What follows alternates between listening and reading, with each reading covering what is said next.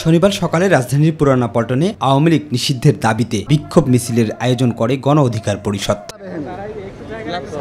এ সময় সরকার আওয়ামী লীগকে পুনর্বাসন করছে, আবার বিচারের নামে তামাশা করছে বলে মন্তব্য করেন গণ অধিকার পরিষদের সাধারণ সম্পাদক রাশেদ খান। আওয়ামী লীগকে নিষিদ্ধ করুন, কিন্তু আপনারা রাজনৈতিক ঐক্যমত তৈরি করার কোনো পদক্ষেপ এখনো পর্যন্ত গ্রহণ করেন নাই।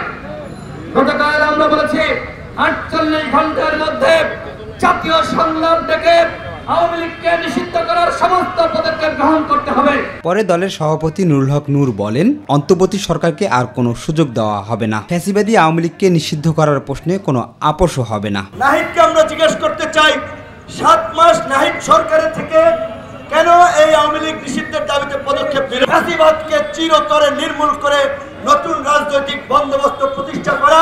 আপনি প্রধান উপদেষ্টা, প্রথম সিদ্ধান্ত ফ্যাসিবাদকে নিষিদ্ধ করুন। জাতীয় সংলাপের উদ্যোগকে গণ অধিকার পরিষদ ইতিবাচক হিসেবে দেখছে মন্তব্য করে নেতারা বলেন, আওয়ামী লীগকে নিষিদ্ধ না করলে আন্দোলন আরও জোরালো হবে।